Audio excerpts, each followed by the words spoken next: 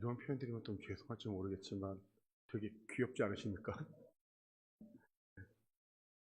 이런 걸 갖고 요즘 젊은 사람들은 이렇게 얘기합니다. 귀여움, 치사량, 폭발. 예. 뒤돌아 있는데 저랑 눈이 마주치는데 제가 안 될 것 같더라고요.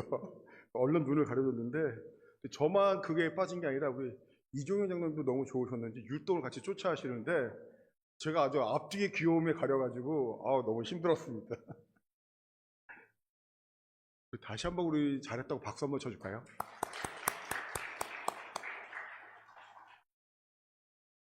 저는 신앙생활을 하면서 우리가 가장 속상할 때는 억울할 때라고 생각을 합니다. 교회 다니면서 또 신앙생활 하면서 억울한 적이 누구나에게나 있을 것입니다. 최선을 다해서 기도했고 또 거룩해 살려고 애를 썼는데 그런데 자기 멋대로 사는 사람들과 거의 차이가 없을 때 이럴 때 억울하죠. 열심히 절제하고 또 거룩하게 신앙생활 했는데도 전혀 그렇지 않는 사람과 별 차이가 없으면 참 억울해요. 또 기도를 열심히 해도 나는 해결이 잘 안 되었는데 기도도 안 한 사람이 해결되었다고 할 때는 더 많이 억울하죠. 대개 사람들이 억울할 때 보이는 반응은 세 가지입니다. 첫 번째 보이는 반응은 반항하는 거예요. 아니 어떻게 하나님이 나에게 이럴 수가 있지? 이거 너무한 거 아닌가? 아니 내가 무엇을 잘못했길래 이러시지? 뭐 나름 11조도 열심히 하고 기도도 열심히 했는데 2배로 갚아주시기는커녕 이렇게 하시는 게 말이 돼? 난 저 사람보다 훨씬 더 착하고 더 선하고 더 거룩하게 사는데 어떻게 저 사람은 저렇게 잘 풀리고 나는 왜 이 모양 이 꼴이지? 에이 삐뚤어질 테다 라고 반응을 보이는 게 반항하는 거예요. 그래서 더 악해지는 겁니다. 인간은 하나님이 싫어하는 것이 무엇인지 본능적으로 알고 있습니다. 그거를 확 저질러 버립니다. 마치 어린아이가 엄마와 아빠가 마음이 안 된다고 엄마 아빠가 싫어하는지만 골라듯이 그렇게 하는 것입니다. 왜 그렇게 하냐고 물으면 억울해서 그렇게 한다고 해요. 우리 주변에 이렇게 반항하시는 분들이 간혹 있습니다. 두 번째 보일 수 있는 반응은요, 자기 연민입니다. 나 같은 놈이 뭐 그렇지. 하나님이 나 같은 거 신경이나 쓰시겠어? 살아서 뭐해? 이러면서 하루하루 연명한 듯이 살아가는 분들이 있습니다. 신앙생활을 해도 하루하루 마지못해 사는 것이고요. 이게 신앙생활이 아니라 종교생활로 의식적으로만 반응을 합니다. 세 번째 보일 수 있는 반응은요, 그럼에도 불구하고입니다. 요동치지 않는 모습으로 살아가는 거예요. 억울할 텐데도 요동치지 않는 것입니다. 한결같이 살아가는 겁니다. 우리가 살아가는 인생이 참 억울한 일이 많은 세상입니다. 여러분들은 어떤 반응을 원하십니까? 저는 동암의 모든 성도님들이 세 번째 반응인 그럼에도 불구하고의 모습을 원하신다라고 믿습니다. 그렇다면 어떻게 해야지 요동치 않는 모습으로 살아갈 수 있을지에 대해서 오늘 말씀을 통해서 한번 나눠보려고 합니다. 누가 저에게 성경에서 제일 억울한 사람이 누구인지 묻는다면은 예수님을 빼고는 저는 요셉이라고 말할 겁니다. 이 창세기 37장부터 요셉이 등장합니다. 이 요셉은요, 아버지 야곱이 노년에 얻은 아들이에요. 그래서 그런지 무지하게 편애를 합니다. 입는 옷부터가 다른 형제들하고 달라요. 형들은 기성복, 그것도 물려가면서 입었다면 요셉은 좋은 원단에 색상도 좋은 맞춤복, 채색 옷을 입힙니다. 이렇게 편애하니까 형들이 요셉을 좋아할 리가 없습니다. 요셉이 한 17살쯤 되었을 때 이상한 꿈을 하나 꿉니다. 편애를 받고 자란 애들이 원래 겁이 없습니다. 그리고 잘난 척도 잘해요. 그래서 자기가 꾼 꿈을 겁도 없이 형들과 부모님들 앞에서 얘기를 해버립니다. 꿈의 내용은 이렇습니다. 곡식단들이 있었는데 형들의 곡식단이 요셉의 곡식단에게 절하는 꿈입니다. 이런 얘기는요, 말하는 사람만 기분 좋아요. 듣는 사람은 이건 기분 나쁜 거예요. 그리고 이런 말을 하는 순간 분위기는 안 봐도 아시겠죠. 그냥 싸했을 것입니다. 형들이 이게 뭐냐, 하는 집도 밉상이더니 말하는 건 더 밉상이네, 뭐 이런 식의 반응을 보였을 거예요. 그러더니 요셉이 또 꿈을 꿉니다. 자기가 막 원해서 꿈은 절대로 아니에요. 이번에는 하늘의 해와 달과 11별이 자기한테 절하는 꿈을 꿔요. 근데 이제 원래 편애를 받고 자란 애들이 또 대부분 눈치가 없어요. 저번에 분위기를 기억한다면 요셉이 이런 꿈을 꿨어도 이 꿈 얘기를 하면 안 되는데 요셉이 또 자기가 꿈꾼 이야기를 합니다. 이제는 완전히 찍혀요. 형들이 요셉만 보면 이제 일을 가는 겁니다. 그러던 어느 날 형들은 양을 칠러 먼 세겜이라는 땅까지 갔을 때 그동안 늘 집에만 끼고 있던 요셉을 아버지 야곱이 형들에게 심부름을 보냅니다. 채색 옷을 입고 오는 요셉을 형들이 멀리서도 알아봐요. 그러는 형들이 요셉을 죽일까 생각하는데 차마 동생이니까 죽이지는 못하고 돈을 받고 노예로 팔아버립니다. 요셉의 입장에서는 억울한 일입니다. 자기가 태어날 때 아버지한테 태어나면서 아버지 나 편해 이러고 태어난 것도 아니고 자기가 채색 옷을 입고 싶다고 사달라고 한 것도 아니고 또 안 꾼 꿈을 꾸었다고 한 것도 아니고 있는 그대로 사실대로 말한 것뿐입니다. 꿈꾸겠다고 막 작정을 해서 비슷한 꿈을 2번이나 꾼 것도 아니고요. 다만 흠이 있다면 이제 눈치가 없는 게 흠인데 그냥 아버지가 없대 형들이 그냥 기합만 좋아도 될 정도지 이게 노예로 팔려갈 정도는 아니었습니다. 요셉의 입장에서는 정말 억울했습니다. 또 이것과도 비교가 되지 않을 정도로 억울한 일이 요셉에게 계속됩니다. 형들의 손에 팔려간 요셉은 그 당시 최강국인 애굽에서 왕을 경호하는 경호실장격인 보디발의 집에 팔려갑니다. 요셉은 보디발의 집에 가서 성실하게 일합니다. 요셉이 맡은 일은 이상하게도 너무 잘 됩니다. 이게 한두 번이 아닌 거예요. 요셉이 손만 대면 안 되던 일도 다 잘 되고 해결이 안 되던 일도 요셉에게 맡기면 다 해결이 되는 겁니다. 그래서 사람들이 볼 때 처음에는 운이 좋다, 재주가 좋다 이렇게 받아들이다가 시간이 지날수록 사람들이 저건 운도 아니고 재주도 아니고 저건 요셉이 믿는 신이 해주는 거다 라고 반응할 정도로 요셉의 손에 들어가면은 모든 것이 잘 되는 것을 직접 경험하게 됩니다. 요즘 말로 하면은 이제 미다스의 손이 되는 거죠. 손만 대면 다 대박이 터지는 겁니다. 그래서 집주인인 보디발은 이 요셉을 신뢰하게 됩니다. 요셉에게 모든 재산을 다 맡기고 관리하도록 지금으로 말하면 이제 총괄 매니저 이런 역할을 맡긴 거예요. 그러니까 노예 신분에서는 나름 출세한 거거든요. 이제 요셉의 팔자가 조금 나아지나 싶었는데 이제 문제는 보디발의 아내입니다. 이 사모님께서 이제 취향이 참 독특하신데 제일 좋아하는 게 젊은 노예예요. 사모님이 젊고 잘생긴 요셉만 보면 사족을 못 씁니다. 계속해서 요셉에게 눈치를 보내며 추파를 던져요. 그래도 요셉이 흔들리지 않거든요. 주인을 향한 신의와 하나님을 향한 신앙 둘 다를 지킵니다. 보디발 아내는 쳐다도 보지 않아요. 그러던 어느 날 이 사모님께서 나를 잡아요. 모든 종들은 다 내보내고 요셉을 불러요. 그 이상 야릇한 눈빛을 요셉에게 보내며 이제 노골적으로 요셉을 쳐다보는 거예요. 이상한 옷을 입고는 이제 요셉을 막 유혹하는 거죠. 그리고는 요셉의 옷을 붙잡습니다. 공소고금을 막론하고 고위직 사모님들은 힘이 참 좋습니다. 왜냐하면 평소에 미모 관리도 하시고 체력 관리를 잘하기 때문에 힘이 좋아요. 평소에 관리했던 체력으로 요셉의 옷을 붙잡으니까 이 요셉이 빠져나올 방법이 없는 거예요. 결국 요셉이 옷을 포기합니다. 그것 말고는 방법이 없는 거예요. 그랬더니 사모님이 요셉의 옷을 잡고는 화를 내기 시작해요. 그리고는 우리가 드라마에서 자주 보던 모습, 가질 수 없다면 부셔버리겠어. 이렇게 하면서 머릿속에 대본을 하나 쓰죠. 집에 돌아온 남편에게 온갖 쇼를 다 하면서 자신이 요셉에게 겁탈당할 뻔했다고 하면서 요셉의 옷을 증거로 내미는 거예요. 그러자 보디발이 요셉을 옥에 가두어 버립니다. 요셉의 입장에서는 정말 억울한 거예요. 형들은 좋은 옷을 입었다고 자기를 노예로 팔더니 이번에는 옷을 벗고 도망갔다고 감옥에 가라고 하니까 이게 얼마나 억울한 얘기겠어요. 근데 놀라운 것은요, 요셉이 이렇게 억울할 때 성경은요, 요셉이 잘 나갔을 때는 없었던 것을 말씀하기 시작해요. 요셉이 아버지의 사랑을 받고 잘 나갈 때는 없었던 말씀이 요셉이 가장 억울할 때, 그 가장 억울할 때가 이제 39장과 40장인데요. 이때 등장하는 말이 나옵니다.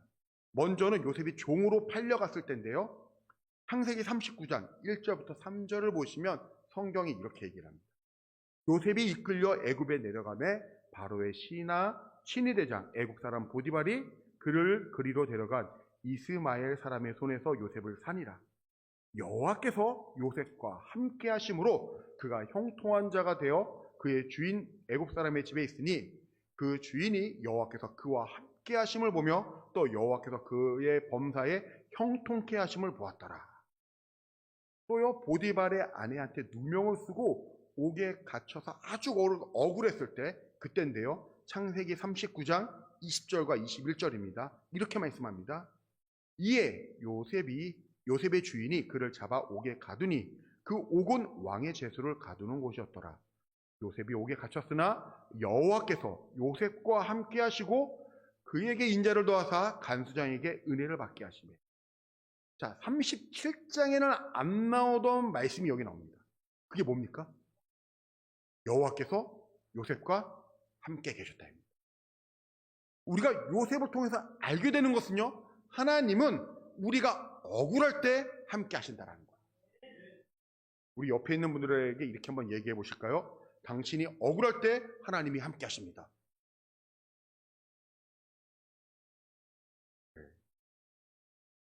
이제 요셉의 이야기가 계속되는데요. 그러던 그 중에 이 감옥에 아주 귀한 분들이 오십니다. 왕의 생명과 연관되어 왕의 측근에서 일하던 고위 관료들이 들어온 거예요. 술 맡은 관원장과 떡 붓는 관원장입니다. 이 사람들이 실제로 술을 따라주거나 떡을 구워주는 사람이 아니고요. 술 맡은 모든 것을 책임지는 사람이고 떡에 관해서 모든 것을 다 책임지는 사람입니다. 그러니까 이 사람들이 마음만 잘못 먹으면 왕도 독살할 수 있을 정도의 최측근인 거예요. 그런데 이분들이 무엇인가 바로에게 잘못한 것 같아요. 그래서 보디발의 감옥에 이 정식 판결이 나오기 전까지 여기 가둬놓는 거예요. 아직 정식 판결이 나오기 전이니까 어떻게 될지 모르니까 일단은 잘 모셔야 돼. 그래서 요셉에게 이 두 사람의 시중을 들게 합니다. 근데 이 두 분이 같은 날 비슷한 꿈을 꾸게 됩니다. 그 꿈이 되게 이상합니다. 되게 우리는 꿈을 다 잊어버립니다. 근데 여러분도 그런 경험이 다 있으실 겁니다. 어떤 꿈은 잊혀지지가 않아요. 너무 생생하게 남아있는 것들이 있습니다. 그때 곁에 시중 들던 요셉이 꿈 때문에 근심하는 관리들의 얼굴을 보고는 무슨 일 때문에 얼굴에 근심이 가득한지를 묻습니다. 그러자 창세기 40장 8절에 이런 답을 합니다. 그들이 그에게 이르되 우리가 꿈을 꾸었으나 이를 해석할 자가 없도다. 요셉이 그들에게 이르되 해석은 하나님께 있지 아니하니까 청하건대 내게 이르소서. 그러자 이제 술 맡은 관원장이 먼저 자신의 꿈을 얘기해 줍니다. 꿈에 포도나무가 있는데 가지가 세 갈래로 쫙 펼쳐지더니 막 필름을 빨리 돌리듯이 싹이 확 나더니 꽃이 확 피고 지더니 포도가 열리더라. 그런데 그 포도가 너무 좋아서 내 손에 바로의 잔이 있어 포도로 즙을 짜서 최상의 포도주를 바로에게 드렸다. 어떻게 이렇게 생생한 꿈을 꾸냐? 이게 도대체 꿈이 무슨 꿈이냐? 이렇게 물어요. 그랬더니 요셉이 이렇게 대답을 합니다. 그 꿈은 예언적인 꿈인데 당신이 3일 후에 복직이 될 것입니다. 그리고는 바로 복직할 술 맡은 관원장에게 요셉이 청탁을 하죠. 제가 참 억울한 사람입니다. 제가 이렇게 감옥에 올 짓을 하지 않은 사람입니다. 저는 그냥 히브리 사람인데 어찌다가 팔려왔고요. 여기에 있는 게 참 억울합니다. 당신이 복직하시거든 저를 좀 기억해 주십시오. 해석한 대로 그대로 된다면 저를 좀 기억하셔서 이 억울함을 좀 풀어주십시오. 이렇게 얘기를 합니다. 그랬더니 옆에 있던 빵 굽는 관원장이 갑자기 자기 꿈도 비슷하다며 흰떡 세 덩이가 내 머리에 있는데 근데 새가 와서 먹더라. 나도 새처럼 이렇게 날아가는 거니 자유냐? 이렇게 물어봤더니 요셉이 당신은 3일 후에 죽을 것입니다. 이렇게 대답을 합니다. 그러고 나서 실제 3일 후에 술 맡은 관원장은 누명이 풀려 복직이 되고 빵 굽는 관원장은 사형을 당하게 됩니다. 근데 이때 또 놀라운 기적이 일어나요. 무슨 기적이 일어나는가 하면은 술 맡은 관원장이 요셉이라는 존재를 잊어버립니다. 새까맣게 잊어버립니다. 2년 동안 잊어버려요. 이때 요셉의 마음이 어땠을까요? 저는 이때가 요셉이 제일 힘들었을 때라고 생각합니다. 억울함의 극치였을 거예요. 술 맡은 관원장이 3일 후에 나갈 것을 알았어요. 그리고 실제로 나갔습니다. 그러면 요셉이 그 다음날부터 기대하지 않았을까요? 하루가 지납니다. 이틀이 지납니다. 아무 소식이 없어요. 일주일이 지나요. 2주일이 지나요. 아무 소식이 없습니다. 한 달이 지났습니다. 두 달이 지났습니다. 그래도 아무 소식이 없어요. 1년이 지나고 2년이 지나도 아무런 소식이 없는 거예요. 요셉이 얼마나 힘들었을까요? 저는 정말 힘들었을 것 같아요. 저 같았으면 처음에 말씀드렸다시피 아마 반항했을 거예요. 하나님, 해도 너무하신 거 아닙니까? 아니, 그런 사람을 만나게 해주고 꿈도 훤히 들여다보게 해주면서 왜 나한테 아무것도 안 해줍니까? 이게 뭡니까? 막 이러면서 하소연도 하고 새로 들어온 죄수 후배들 있으면 맨날 집합에 가서 괴롭히고 온갖 나쁜 짓은 다 했을 것 같아요. 저 같으면. 아니면 내가 살아서 뭐하나 이러면서 단식 투쟁에 들어갔을지도 모르겠습니다. 단식은 안 했을 것 같습니다. 근데 요셉이 어떤 반항을 하거나 자기 연민에 빠지지 않아요. 요셉은요, 그럼에도 불구하고의 이 반응을 신앙을 그대로 유지하면서 잊혀진 2년을 보냅니다. 그 증거를 성경에서 찾을 수가 있습니다. 요셉이 감옥 안에 두 관원장이 꿈을 꾸었을 때 했던 말을 아까 살펴보았는데요. 40장 8절에 보면은 요셉이 이런 말을 합니다. 그들이 그에게 이르되 우리가 꿈을 꾸었으나 이를 해석할 자가 없도다. 요셉이 그들에게 이르되 해석은 하나님께 있지 아니하니까 청하건대 내게 이르소서. 그러니까 이런 꿈이나 상황에 대한 모든 해석은 하나님께 있다라는 믿음이 요셉에게 있었습니다. 그리고 2년 동안 잊혀져 버려요. 그리고 2년 지난 어느 날 바로 왕이 이상한 꿈을 꿉니다. 너무 이상한 꿈을 꾸어서 애굽에 있는 모든 사람 중에 지혜로운 사람, 꿈을 해석할 줄 아는 사람을 다 불렀어요. 근데 아무도 대답을 못하는 거예요. 근데 이때 또 기적이 일어나는데 술 맡은 관원장이요 2년 만에 요셉을 기억해냅니다. 요셉이 2년 지난 어느 날 왕 앞에 서게 됩니다. 그때 창세기 41장 15절을 보면은요 왕이 요셉에게 이렇게 묻는 장면이 나와요. 내가 한 꿈을 꾸었으나 그것을 해석하는 자가 없더니 들은즉 너는 꿈을 들으면 능히 푼다 하더라. 그때 요셉이 이렇게 대답합니다. 2년이 지난 후의 대답이에요. 가장 억울한 기간인 이 2년을 지난 후에 이렇게 대답을 하는데 창세기 41장 16절입니다. 우리 이 말씀은 다 같이 한번 한 목소리로 봉독하겠습니다. 시작.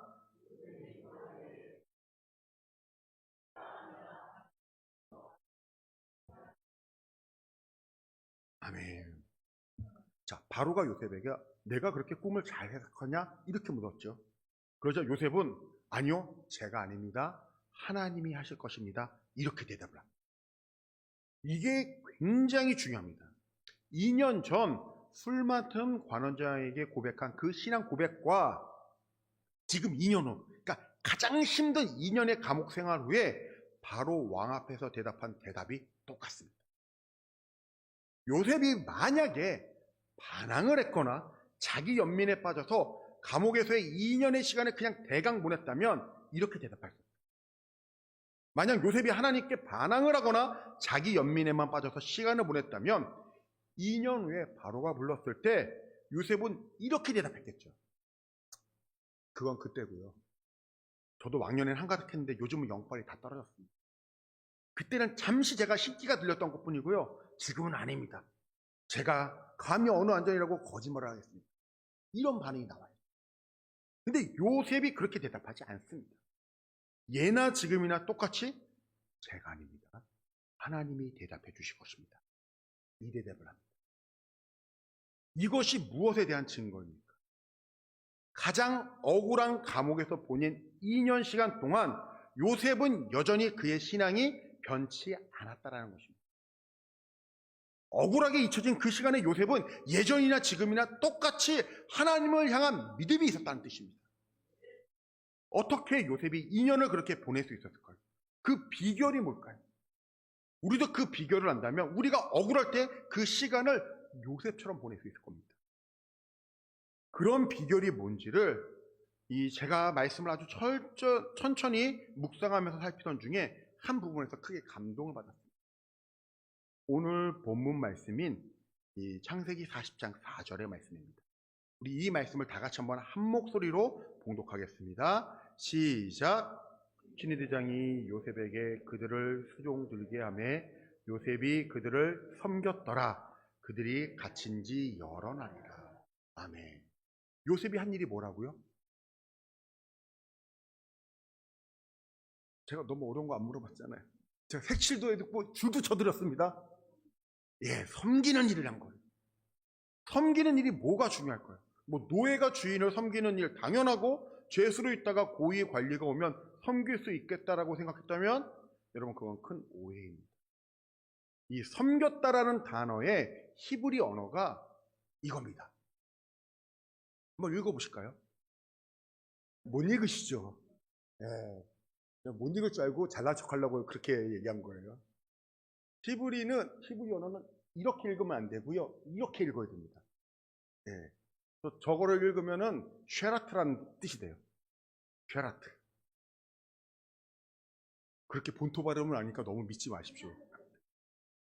근데 히브리어를 사용하는 유대인들에게는 어떤 특징이 있는가 하면요, 하나님 앞에 사용하는 단어와 사람에게 쓰이는 단어가 대부분 달라요.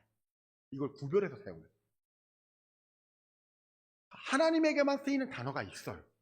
근데 참 신기한 거는요, 이 쉐라트라는 이 단어는요, 하나님께도 사용하고 사람에게도 사용하는 단어예요.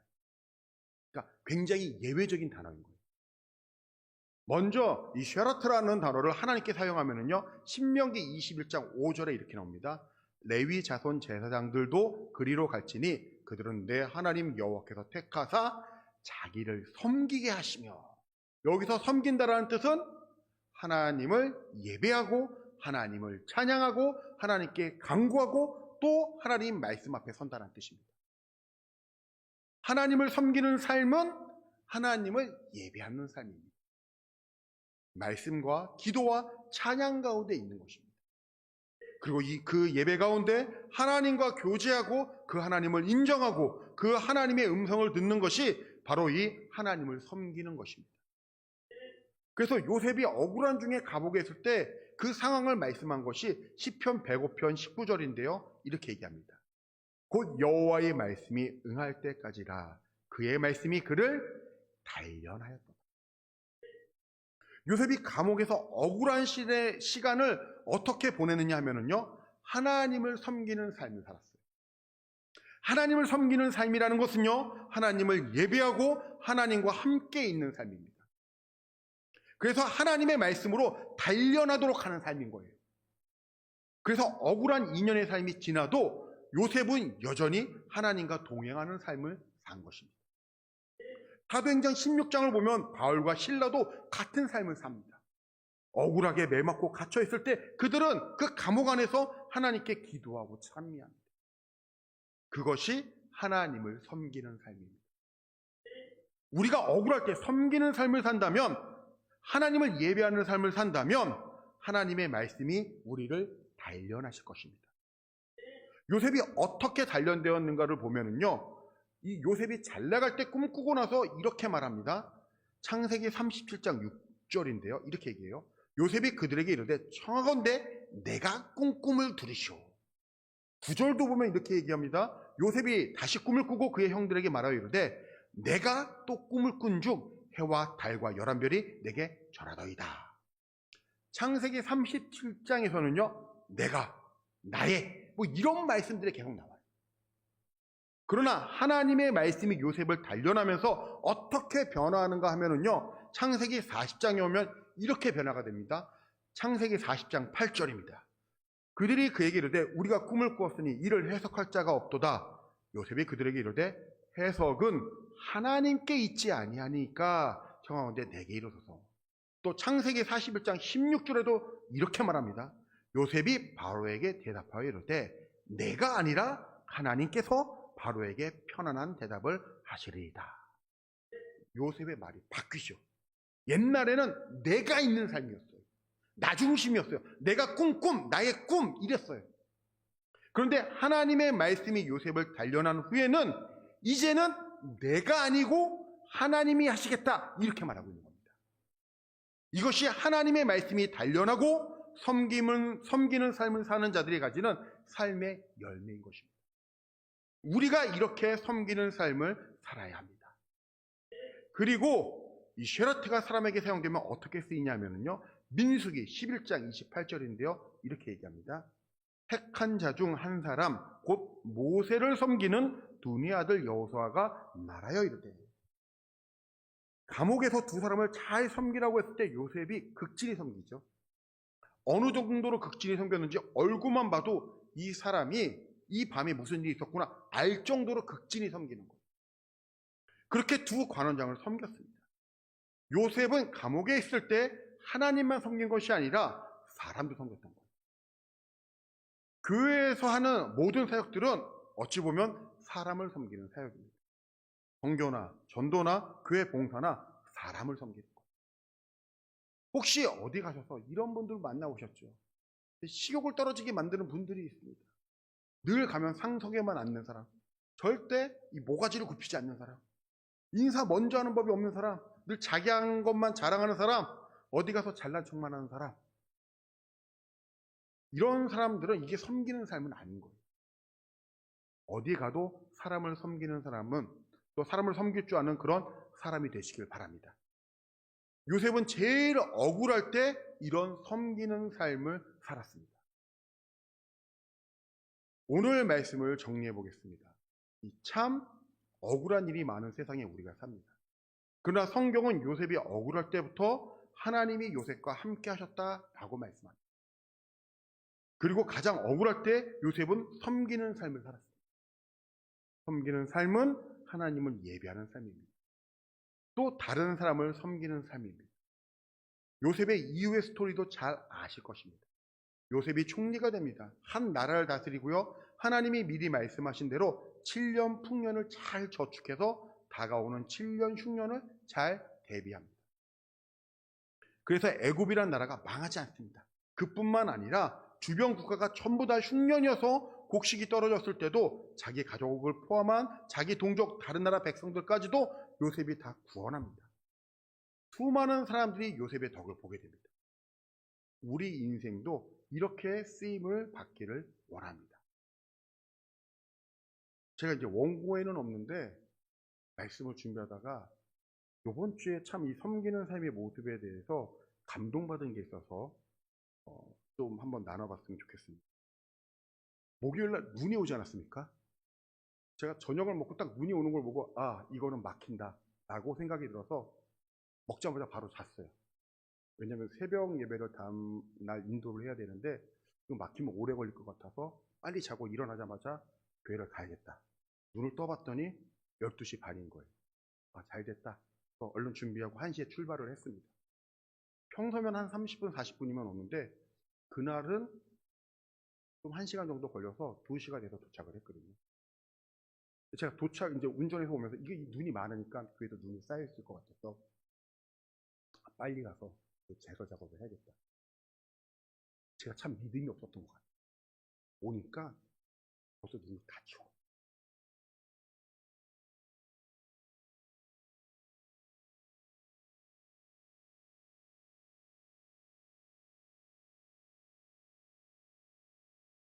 제가 새벽에 되게 감동을 받았어요.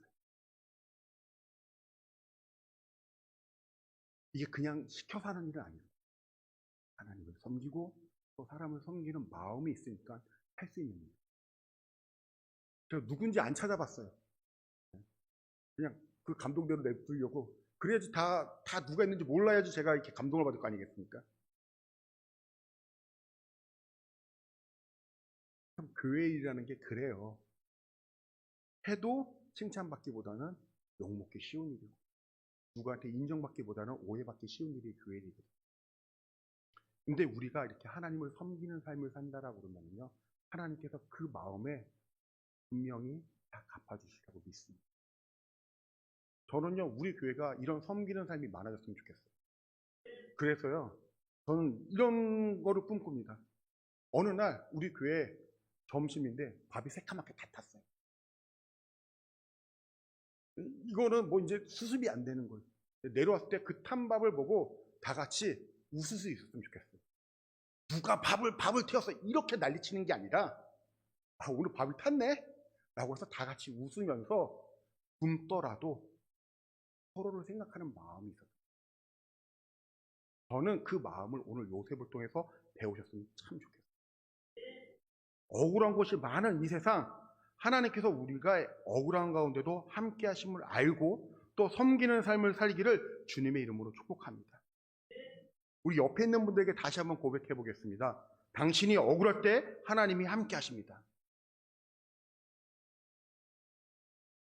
또 이렇게도 한번 고백해 볼까요? 섬기는 삶을 삽시다.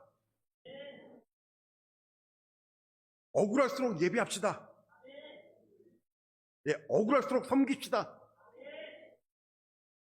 예, 하나님은 우리가 섬기는 그런 슈라트의 삶을 살기를 원하십니다. 그런 섬기는 삶을 살아낼 수 있는 우리 헌신 예배로 서신 마리아 여전도 회원들과 또 우리 동함의 모든 성도님들 되시길 주님의 이름으로 축복합니다.